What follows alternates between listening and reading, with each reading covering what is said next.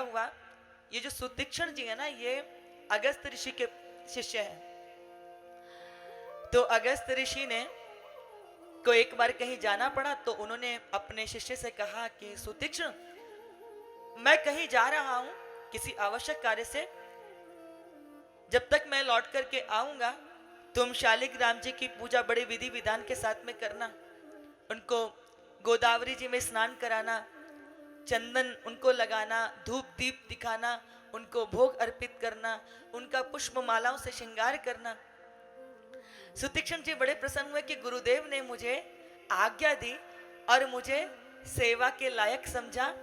चरणों में प्रणिपात हुए, बोले गुरुदेव आप निश्चिंत होकर के जाइए, जब तक आप लौट करके आएंगे मैं इनका बहुत ध्यान रखूंगा, बड़े प्रेमपन से मैं इनकी सेवा करूंगा।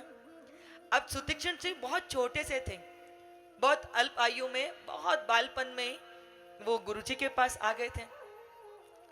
अब इधर गुरुजी चले गए, तो अगले दिन गुरुदेव की आज्ञा के अनुसार सुतीक्षण जो थे वो छोटे से शालिग्राम जी को लेकर के गोदावरी में स्नान कराने के लिए चल दिए।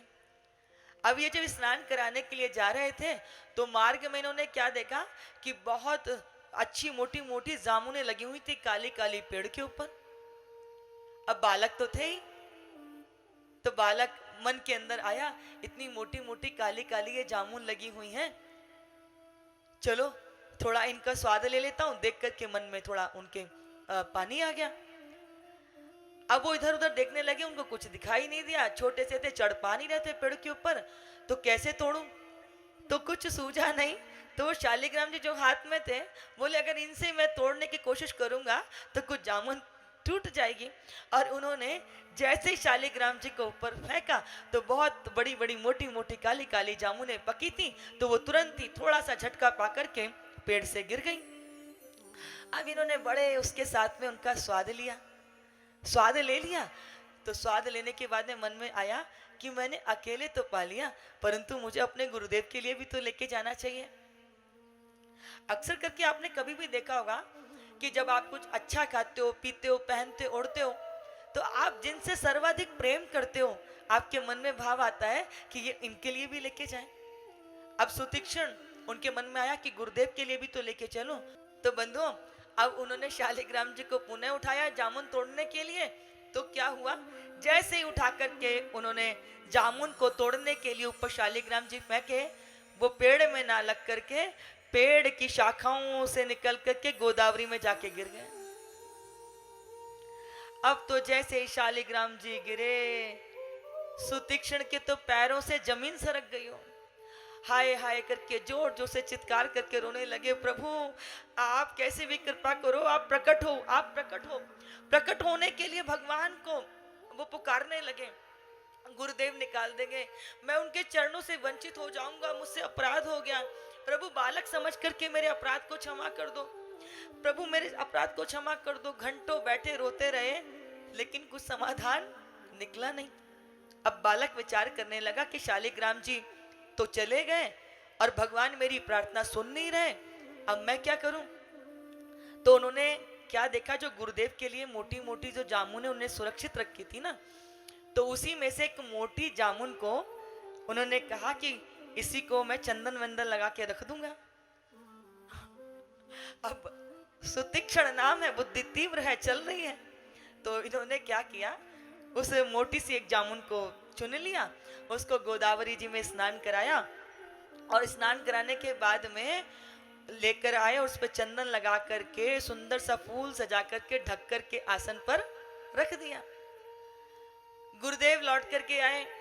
अब गुरुदेव का तो नित्य नियम था, गोदावरी पे जाकर के स्नान करते, अपने शालिग्राम जी को स्नान करा करके लेके आते।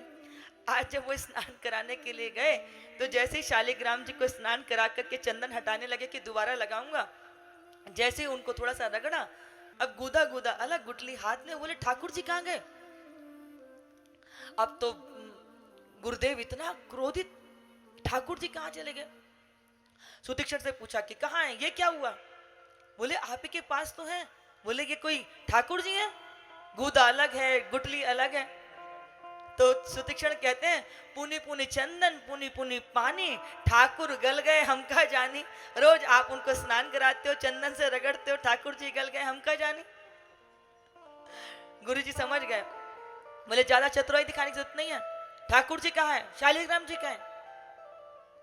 अब तो सुतीक्षण बोले निकल जाओ यहां से, जब तक तुम मेरे प्रभु को लेकर के नहीं आओगे तब तक मुझे अपनी शक्ल मत दिखाना। आश्रम से भेज दिया। अब तो सुतीक्षण इतना रोए, इतना रुदन, इतना दुख उनके भीतर कहां से लेके आए। तो ऐसा संकल्प करके बैठे कि ये शालिग्राम जी तो क्या, जब तक मैं साक्षात प्रभु को प्रकट करके गुरुदेव के पास लेकर नहीं चला जाता तब तक मैं उनको अपना मुख दिखाऊंगा नहीं। वो नन्हे से जो है सुतीक्षण वो तप करने के लिए बैठ गए। बंधुओं, जो बाल हट होती है ना, बाल हट, ये भी अद्भुत होती है। ध्रुव की भी निष्ठा तो ऐसी ही थी ना। ध्रुव, ध्रुव माने क्या होता है, अटल, जिसका संकल्प अटल हो, और जिस संकल्प में कोई विकल्प नहीं होता वही संकल्प आपको सिद्धि के द्वार पर लेके जाता है। यहां आज सुतीक्षण प्रभु की प्राप्ति के लिए कठोर तप कर रहे हैं, और जब आपकी साधना परिपक्व होती है तो फिर नारायण आपको दर्शन देने के लिए स्वयं आपके द्वार पर आ जाते हैं। आज प्रभु राम स्वयं चल करके सुतीक्षण के पास पहुंचे हैं। सुतीक्षण ध्यान में मदमस्त बैठे हुए थे, प्रभु की आवाज सुनी और वह जब वाणी कानों में गई तो अचकचा के जब नेत्र खोले तो सम्मुख प्रभु राम खड़े हैं। आंखों से अश्रुधारा प्रवाहित हो गई और चरणों में प्रणाम किया है। अद्भुत दर्शन है। और यहाँ प्रभु ही नहीं मिले, जब व्यक्ति जीव कठोर साधना करता है तो फिर भक्ति जो है प्रभु का दर्शन सुफल कराती है। और यहाँ पर एक साथ उनको ज्ञान, भक्ति और वैराग्य का दर्शन हुआ है। प्रभु राम के दर्शन करके सुतीक्षण धन्य हुए और उनको लेकर के अपने गुरुदेव के पास गए हैं, अगस्त ऋषि के पास। और जैसे ही अगस्त ऋषि के दर्शन किए प्रभु राम ने तो चरणों में साष्टांग प्रणाम किया है, और अगस्त ऋषि ने प्रभु राम को उठा करके हृदय से लगा लिया है।